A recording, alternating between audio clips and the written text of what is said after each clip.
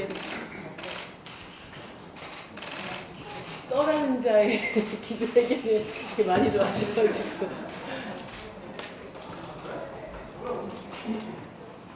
저희가 이정비 대표님 퇴임 기자회견 한다고 저희가 우리 하시는 기자분들 단톡방에 올렸는데 정말 너무나 많은 분들께서 오신다고 이정비 대표님에 대한 기자분들의 애정 얼마나 깊고 풍부를 저희가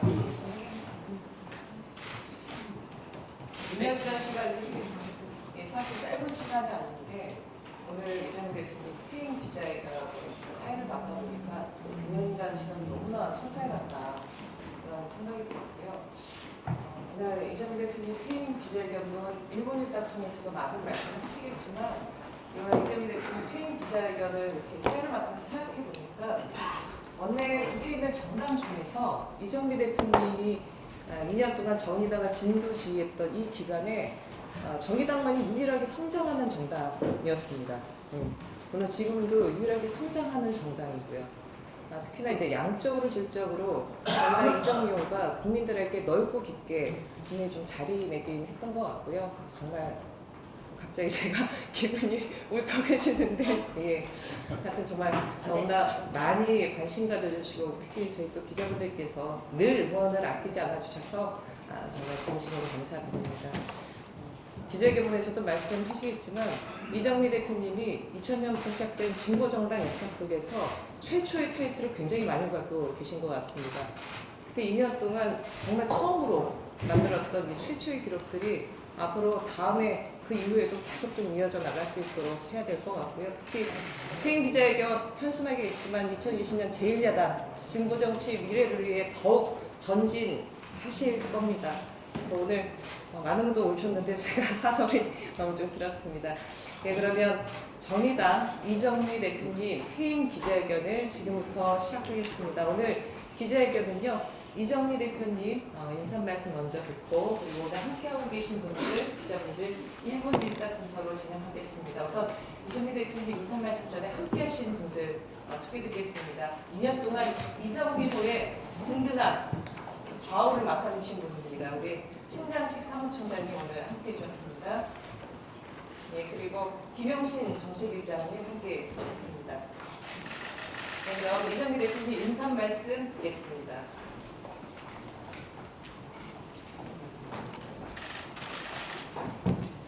정의당 대표 이정미입니다. 이제 이틀 뒤에는 새로운 대표가 선출될 예정이고 제 임기는 마무리됩니다. 지난 2년 동안 지켜봐 주신 국민 여러분과 각별히 저를 아끼고 응원해 주신 기자 여러분 그리고 사랑하는 당원들께 마지막 인사를 드리고자 이 자리를 마련했습니다. 지난 2년을 회고해보면 언제나 그렇듯이 많은 일들이 있었습니다. 나눠드린 정의당 사기 활동 기록에도 나와 있지만 공동 원내교섭단체 구성으로 국회 특수활동비를 폐지하고 진보정당 역사상 첫 상임위원장을 배출했던 일, 그리고 지방선거에서 10% 가까운 득표를 하면서 11개 지역의 광역의원을 배출했던 일, 그리고 그 후 정당 지지율을 2자리 훌쩍 넘겼던 일들, 그리고 선거제도 개혁을 위해서 단식 농성을 시작으로 패스트트랙을 결국 성사시켰던 일, 각 정당의 모든 당대표들이 총력을 다했던 창원 성산 재보궐선거를 정의당의 승리로 이끌었던 일, 그 길목마다 당원들의 피땀 어린 노력과 국민들의 성원으로 정의당을 차곡차곡 성장시켜 왔습니다. 진심으로 감사합니다. 이런 가운데 저는 변화된 정의당의 내부를 들여다보게 됩니다. 그 중에서 가장 의미 있게 평가할 것이 있습니다. 선거 때만 되면 찾아오던 정의당 내부의 패배주의가 상당 부분 사라졌다는 것입니다. 사실 창당 이후 고된 시간을 보내면서 과연 이번 선거에서 우리는 나아질 수 있을까? 이번 선거 결과에 따라 정의당의 생존이 달려있다는 식의 예단이 많았고 그런 패배의식은 대선을 성과 있게 치른 이후에도 계속되었습니다. 제가 당대표가 되기 전에 다음 당 대표는 지방선거가 무덤이 될 것이다. 이런 말이 당내에 떠돌았습니다. 그리고 제게는 굳이 그 짐을 져야 할 필요가 없지 않느냐 이런 조언도 있었습니다. 그러나 도전을 피하지 않았던 우리에게 이제 패배주의는 더 이상 정의당의 고민이 아니게 되었습니다. 아직도 부족하고 갈 길이 멀지만 당과 당원은 그 다음이 정이다. 또 그 다음에 더 나은 미래를 기대하고 준비하는 것에 훨씬 더 많은 고민과 노력을 투자하고 있습니다. 대한민국 여성 국회의원이라면 한국 사회의 유리천장을 뚫고 나온 사람처럼 보이지만 그 번쩍번쩍한 금배지 안에도 또 다른 유리천장은 늘 존재했습니다. 국회에서도 그랬고 공직사회에서도 그랬고 진보정당 내에서도 다르지 않았습니다. 어정쩡한 50대 초반의 나이, 초선에 그것도 비례대표면서 당대표 타이틀을 가지고 있다는 것에 못내 불편해하는 시선들도 있었습니다. 또한 여성은 쌩언니가 되지 않으면 여성 국회의원일 뿐 그냥 국회의원이 아니라는 현실과 마주해야 했습니다. 그러나 저는 우리 정치 안의 편견과 정면 대결을 택했습니다. 이후 정치를 도전하는 수많은 후배들에게 난관은 겪을 수는 있지만 깰 수 없는 일은 아니라는 것을 보여주고 싶었습니다. 그리고 꼬박 2년 그 도전을 저는 단 하루도 멈추지 않았습니다. 정치의 결과는 국민들에게 평가받는 것이지만 저는 앞으로 기회가 있을 때마다 지난 2년의 경험을 밑거름 삼아 청년 정치인들을 돕고 그들과 함께할 생각입니다. 권영길, 강기갑으로 대표되는 진보정치가 있었습니다. 그 이후 오랫동안 지금도 노회찬, 심상정으로 대표되는 한국사회 진보정치가 있습니다.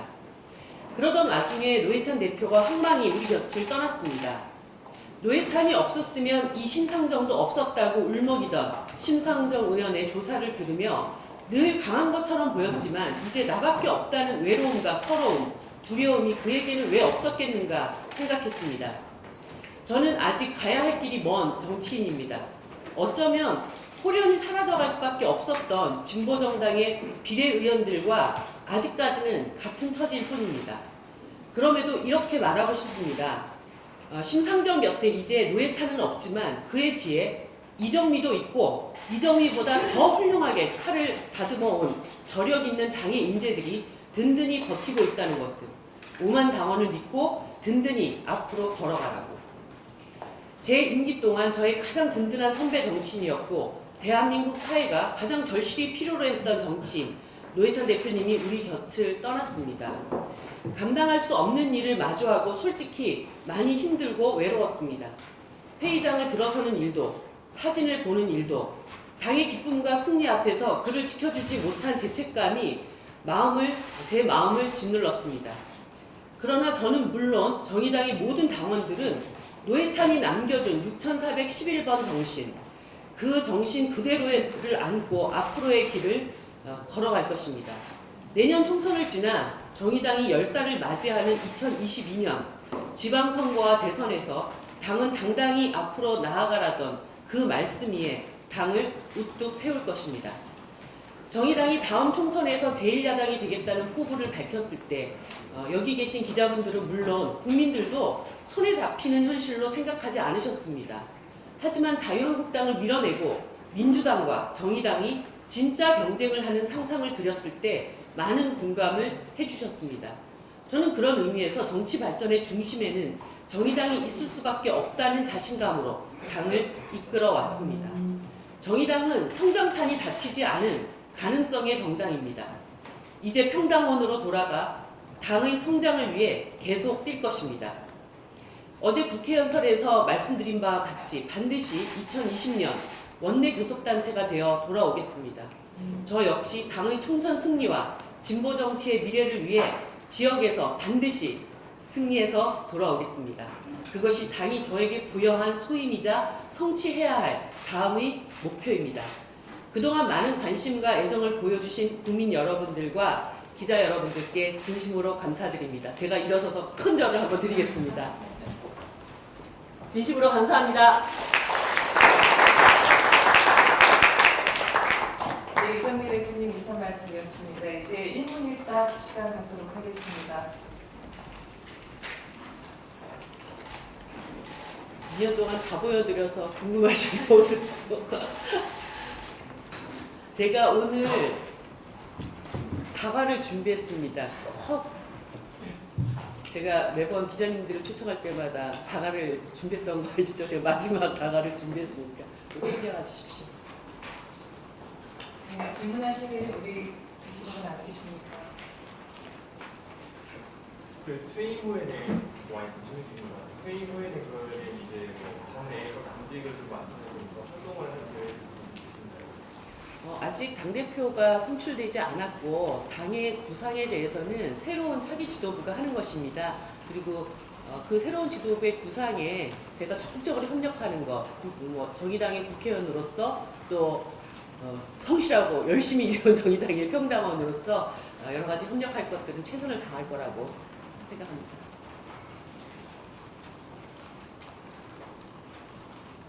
네.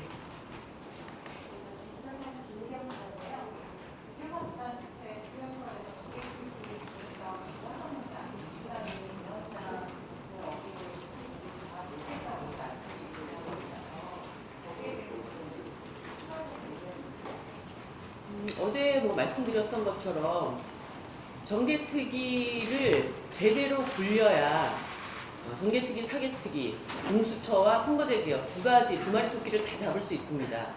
정개특위를 제대로 굴려 나가지 못하면 공수처도 선거제도도 두 마리 토끼를 다 잃게 되는 것입니다. 그러면 20대 국회는 철저하게 빈손 국회, 촛불 개혁에 반하는 국회로 남게 될 것이다. 집권 정당의 입장에서 이 문제를 현명하게 판단하실 것을 오늘 다시 한번 촉구드립니다. 그리고 너무 시간이 없습니다. 빨리 결정하셔야지. 지금 벌써 연장한 지가 며칠 지났는데 아직도 답을 안 내놓고 있으시면 어떡합니까?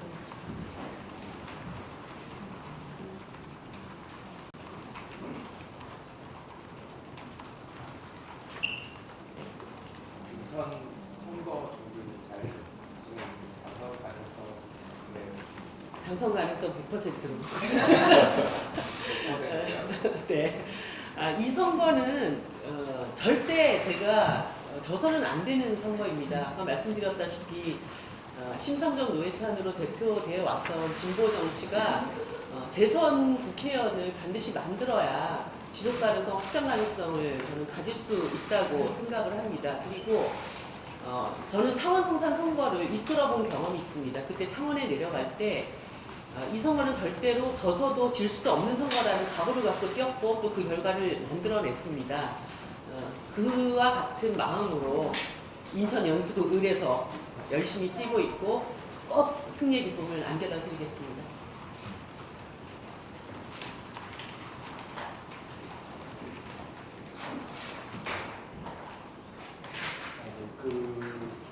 정의당에서 지금 현재 동시당직 선거가 진행 중이잖아요. 근데 정의당 일각에서는 당대표 선거보다 부대표 선거가 더 치열하다는 얘기가 계속 나오거든요. 네. 아무래도 이제 비례대표 때문에 그런 것 같은데 혹시 아까는 이제 더 이상 선거 표백기는 없다고 말씀하셨는데 지금 상황에 대해서 어떻게 보고 계시는지? 저는 지금 이 당직 선거를 보면서 우리 당이 진짜 한 뼘 더 성장을 했다라는 것을 확실히 느낄 수 있었습니다. 평당 초기부터 지금까지 광역시도당 위원장들부터 시작해서 당직을 좀 맡아서 당을 함께 이끌자 이렇게 사정사정을 하고 사람들이 굉장히 이걸 하기 힘들다 이럴 때 결심을 만들고 이런 과정이 있었는데 이번에는 전국적인 그 광역시도당 위원장들부터 엄청난 경쟁이 일어나고 있습니다. 그것은 그만큼 이제 이 당에 대해서 가능성을 확신하게 됐다는 것이고 이 당 안에서 자기가 훌륭한 정치인으로 한번 역할을 해보겠다고 하는 의지가 이제 표출이 되는 것이거든요. 그래서 이번 과정에서 많은 또 정의당의 훌륭한 정치인들이 발굴되기도 했고 검증되는 과정도 밟아가고 있다고 생각합니다. 이것이 물론 다음 총선에서 훌륭한 어떤 도전자들 그리고 출마자들을 만들어내는데 큰 역할을 할 거라고 저는 보고 있습니다. 두 가지 질문하고 싶은데요. 첫 번째는 이제 임팩트 안에도 유리천장 있다고 말씀하셨는데 혹시 2년간 이제 하시면서 구체적으로 기억나는 사례가 있었는지 궁금하고요. 두 번째는 작년에 대표연설 하시면서 그 김정은 위원장의 서울 각방식 대표연설 추진하자 이런 얘기 하셨는데 그게 아직도 좀 유효한 제안이라고 보시는지. 네. 사실 하나하나를 다 어떤 사례가 있었다 이렇게 얘기하는 좀 어려운 것 같아요.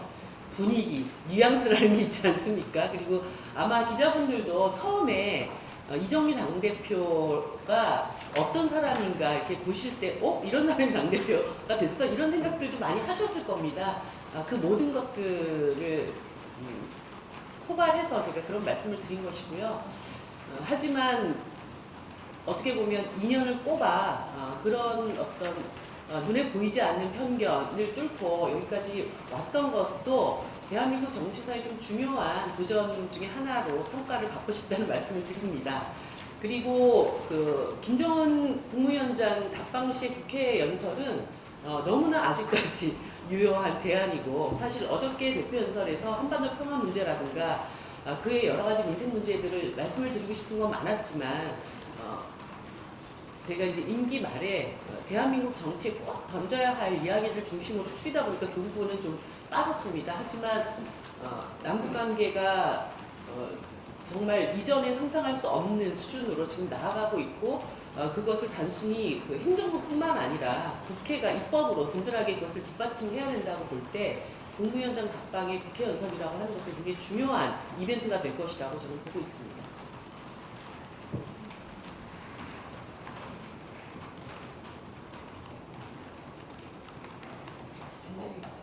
네네. 그동안 너무 고생 많으셨다는 말씀 드리고, 사실 지금 전당대회에서도 당내 이야기가 나온 거지만 민주당 유신되라는 그런 프레임을 어떻게 극복할 거냐 고민이 있잖아요. 거기에 대해서 다 총선 앞두고 어떤 노력을 해야 한다고 보시는지. 그리고 예전에 말씀하셨던 공동 교섭단체 구성을 그리고 정계개편 과정에서 그냥 유연해야 될 가능성이 크다고 하셨습니다. 네. 저는 사실 민주당 유중대라는 말을 인정하지 않습니다. 그것은 일각에서 당 바깥에서 제기되는 이야기들이라고 생각을 하고, 그것이 아닌 것을 가장 분명하게 보여줬던 것이 제 임기 동안 있었던 데스노트입니다. 무작정 그 민주당이 하는 일에 대해서 박수 쳐주고 밀어주고, 저는 그런 기억이 내 머릿속에는 하나도 없습니다. 모든 것을 꼼꼼히 살펴보고 뜯어보고 그것이 국민의 이익에 부합되는가 아닌가에 따라서 판단해 왔다. 그런데 이게 지난 수십 년 동안 양당제 구도로 이 대한민국 정치가 형성이 되었기 때문에 제3당, 제4당이 어떤 입장을 내는가가 저당에 가까우면 이중되고 저당에 다른 당에 가까우면 배신이고 뭐 이런 식으로 얘기를 하는 것은 정말 옳지 않은 프레임이라고 봅니다. 이미 20대 국회가 국민들이 만들어준 다당제 국회입니다. 그래서 정의당은 이제까지 정의당의 길을 왔고 민주당 이중대라고 하는 프레임을 떨쳐내기 위한 인연이었다라고 하는 말씀과 함께 드립니다. 그리고 두 번째가 뭐였죠? 공동교섭단체 이제 9개월 남았는데요. 지금 뭐 어저께도 그 뉴스에 민주평화당 내부의 어떤 얘기들도 상당히 나오고 있고, 바른미래당의 앞날에 대해서도 여러 가지 뭐 변수들이 이제 만들어지고 있습니다. 지금 조건에서는 민주평화당과의 공동교섭단체를 추진하기는 좀 어렵지 않은가. 더 중요한 것은 6석 정의당이라 할지라도 지금 정당 지지율로는 지속적으로 지난 2년 동안 우리가 제3당의 지위를 차지해왔고, 제3당의 지위에 걸맞는 우리 목소리를 정확하게 내면서 20대 국회 개혁을 성과 있게 마무리하는 것이 우리의 목표라고 생각합니다. 그리고 다음 총선에는 혹시 공동교섭단체를 안 만들어도 독자적인 교섭단체로 우리의 몫을 제대로 해나갈 수 있도록 하겠습니다.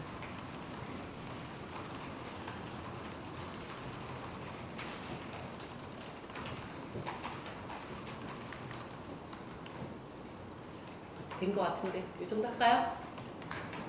혹시 마지막으로 질문하실 지적은 안 되십니까? 저 아직 일을 안 얘기를 한것 같은데 이제 연소랭스터 당선이 되시려면 민주당과 단일화 계획 있으신지. 정의당의 이름으로 당선될 것입니다.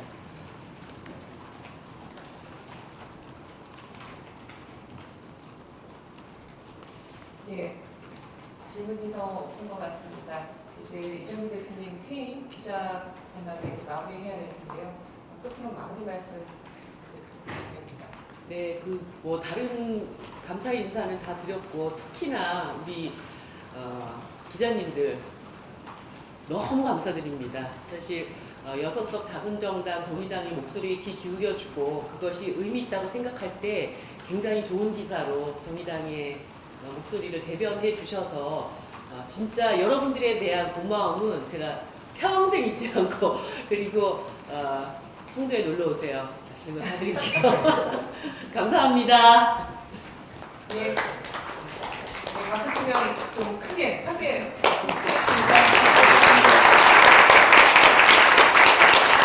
네, 함께해주신 우리 기자 여러분 고맙습니다. 그러면 이상으로 이정휘 대표님 퇴임 기자 간담회 마치겠습니다. 고맙습니다. 고맙습니다.